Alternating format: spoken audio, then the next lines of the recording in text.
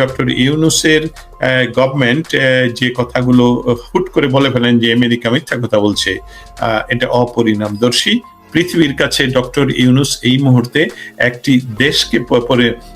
দেশকে এমন ধ্বংসের মুখে নিয়ে দাঁড়ালেন যে এই দেশকে বিশ্বব্যাপী এখন সন্ত্রাসীর একটা হাব হিসাবেই সবাই মনে করছে। এবং আজকে স্টেট ডিপার্টমেন্টের মুখপাত্র টেমির মুখ থেকে একই কথা বের হয়ে আসছে যে কন্ডেম করেছে বাংলাদেশের এই দুরবস্থার জন্য। আমেরিকার যে ক্ষমতা, আমেরিকার তার নিজের সব দেশের শান্তি বজায় রাখার জন্য, শৃঙ্খলা বজায় রাখার জন্য এবং আমেরিকার উন্নয়নকে ধরে রাখার জন্য আমেরিকার হাত অনেক লম্বা। যেই বিষয়টা আসলে তুলসী গাবার্ডের এই যে ইন্টারভিউর মাধ্যমে যে উনি বাংলাদেশ সম্বন্ধে বললেন, বাংলাদেশের বিষয়টা এখানে আসলো কেন? আসলে বাংলাদেশ কি আমেরিকার জন্য এত ইম্পর্টেন্ট একটা বিষয়? বিষয়টার এই দিকটাও লক্ষ্য করতে হবে। বিষয়টা আসলে বাংলাদেশের চেয়ে, বাংলাদেশে যে এখন জঙ্গিবাদ, উগ্রবাদের যে চারণভূমি হিসাবে ব্যবহৃত হচ্ছে, যে ইসলামী খেলাফতের কথা বলা হচ্ছে, সেটা কিন্তু বাংলাদেশের শুধু বিষয় নয়, এটা বিশ্বব্যাপী আমেরিকার জন্য একটি তাদের জাতীয় নিরাপত্তা ইস্যুর বিষয়।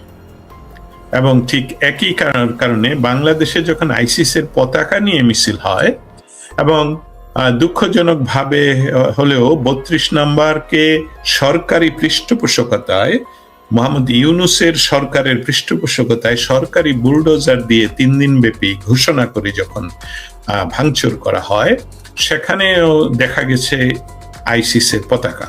অতএব এসবগুলো কিন্তু আমেরিকার সরকার যেহেতু মেটিকুলাসলি ডিজাইনের সাথে ও অর্থনৈতিকভাবে যুক্ত, যেটা ইতিমধ্যে প্রায় প্রমাণিত, যে মানে শুধু একটি চেকের কথা বলছেন প্রেসিডেন্ট ডোনাল্ড ট্রাম্প, যে 29 মিলিয়ন, কিন্তু 29 million is not the whole মানি।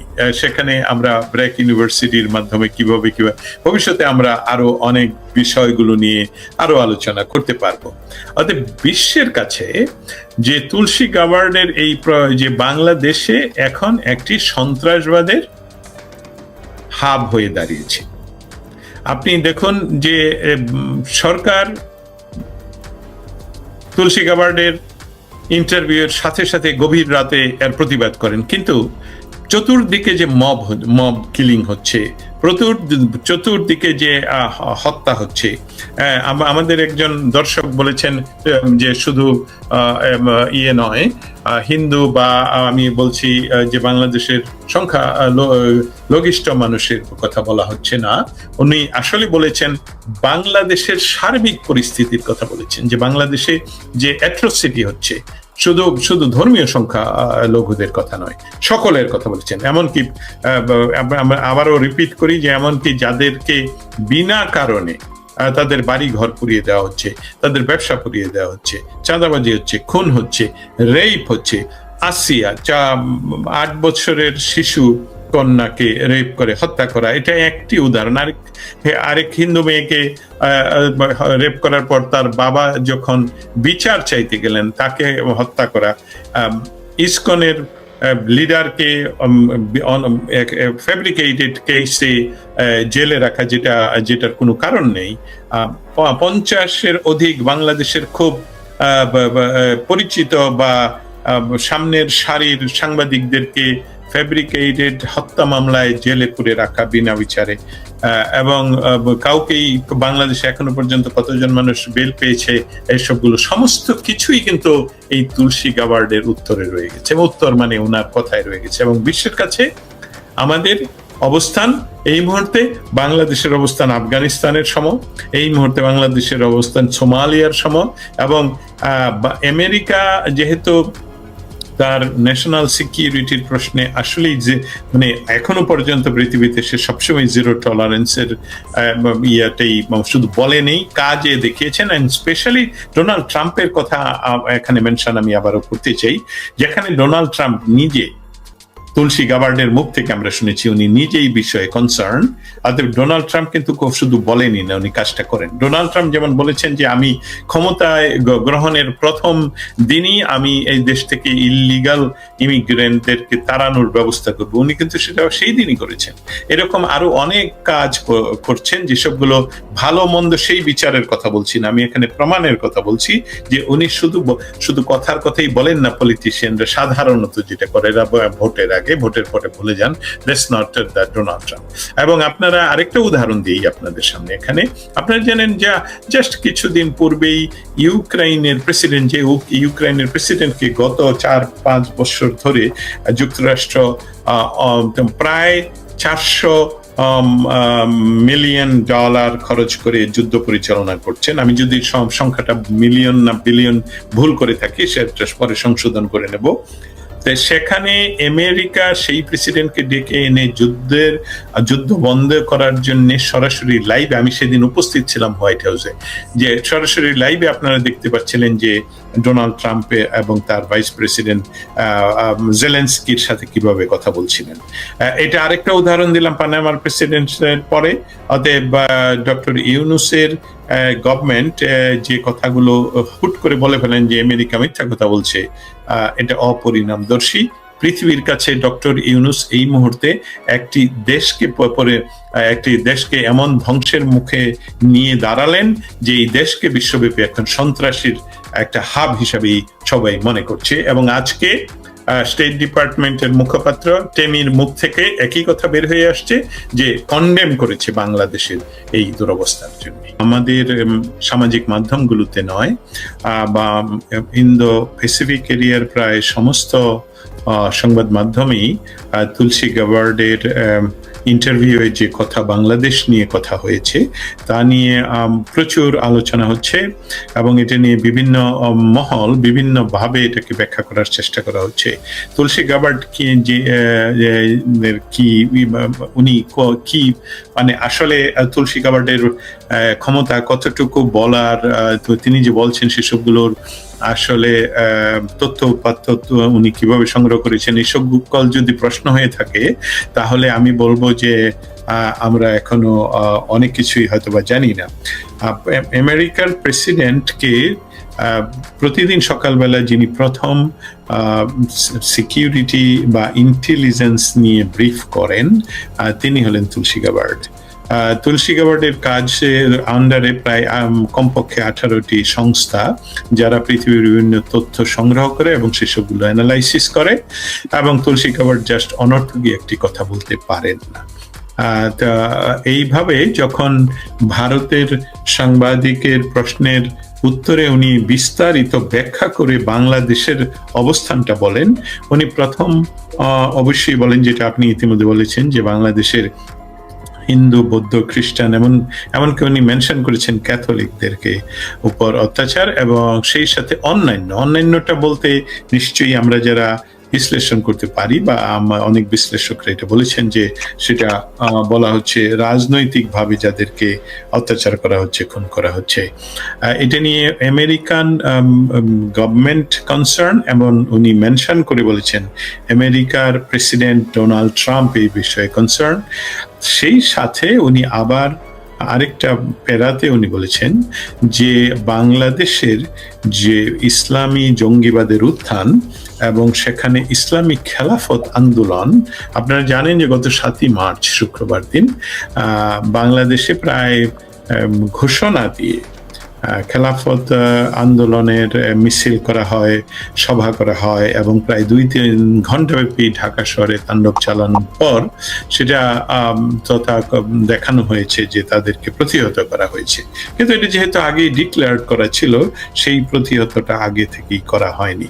অতএব যেখানে তুলসী গাবার্ড এই কথাটা বললেন যে বাংলাদেশে খেলাফত আন্দোলন হচ্ছে, ইসলামী জঙ্গিবাদ সৃষ্টি হচ্ছে, যেটা নিয়ে যুক্তরাষ্ট্রের প্রেসিডেন্টের কনসার্নের কথা বললেন এবং তারা বাংলাদেশে বা ভারতের সাথে একসাথে কাজ করবে যাতে ওই অঞ্চলে কোনো ধরনের উগ্রবাদের সৃষ্টি না হতে পারে। বাংলাদেশে স্পেশালি বাংলাদেশের কথা বলেছেন। একটা বিষয় এখানে খুবই লক্ষণীয়। এটা এইভাবে হয়তো বা অন্য কেউ লক্ষ্য করেনি। আজকে আমি স্টেট ডিপার্টমেন্টের মুখপাত্রকে এই কথাটা জিজ্ঞেস করি, সেটা হলো যে তুলসী গাবার্ড কিন্তু কোনো ক্রমেই বাংলাদেশের interim government, doctor Yunus government এটার সাপোর্ট করছে, ইসলামী জঙ্গিবাদ বা ইসলামী খেলাফত, এটা কিন্তু বলেননি।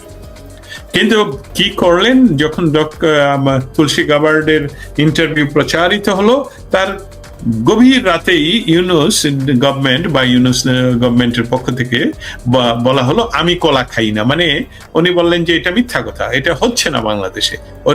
একটা বিষয় এখানে যে আমেরিকার যিনি ইন্টেলিজেন্সের প্রধান, তিনি মিথ্যা কথা বলছেন।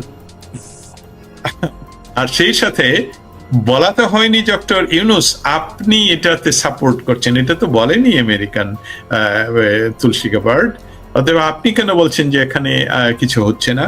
তারপর সাথে সাথেই ঢাকা ইউনিভার্সিটিতে যে আবার বড় মিছিল বা র্যালি হলো, যেটার ছবি বা ভিডিও আজকে আমি স্টেট ডিপার্টমেন্টের প্রশ্নের সময় হাতে তুলে এভাবে দেখাই, যে সেখানে র্যালি হচ্ছে ইসলামী খেলাফত কায়েমের জন্য, অথচ আপনি বলছেন কেন, আপনি কি জন্য বলছেন যে সেখানে হচ্ছে না?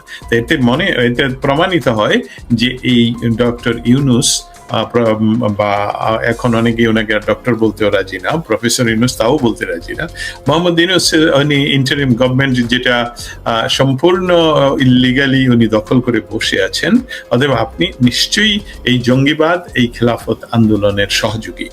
যদি তাই হয় তাহলে আপনাকে হয়তোবা সিগন্যালটা আপনি হয়তোবা বুঝতে পারছেন না, যে আমেরিকান সরকার যখন তাদের ন্যাশনাল সিকিউরিটির প্রশ্ন আসে, তখন উদাহরণস্বরূপ বলি, পানামার প্রেসিডেন্টের কথা নিশ্চয়ই আমাদের মনে আছে, যে আমেরিকার ন্যাশনাল সিকিউরিটির কারণে তাকে কিন্তু পানামা থেকে উঠিয়ে নিয়ে এসে আমেরিকাতে জেলে পড়ে রাখা হয়েছিল প্রায় 40 বছর। বাংলাদেশের অবস্থাটা সেই রকম হতে আমরা দিতে চাই না, আমরা বিশ্বাসও করি না। কিন্তু আপনি যে অপরিণামদর্শিতা দেখাচ্ছেন, যে তুলসী গাবার্ড মিথ্যা কথা বলছেন, আমার মনে হয় আপনি বিষয়টার গুরুত্ব বুঝতে পারছেন না। অসংখ্য ধন্যবাদ।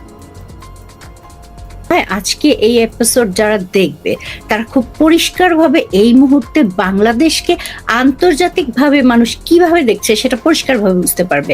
আমি ফিরে আসি দস্তগীর ভাইয়ের কাছে। ভাইয়া, এই যে তুলসী গাবার্ড যে কথাগুলো বললেন, সেটা দিয়ে বহির্বিশ্বের কাছে বাংলাদেশ সম্পর্কে তিনি কি মেসেজ দিয়েছেন, পৃথিবী কিভাবে ওনার মেসেজটাকে দেখবেন, বাংলাদেশের পরিপ্রেক্ষিত তো বটেই, internationally how it has the effect on the international world.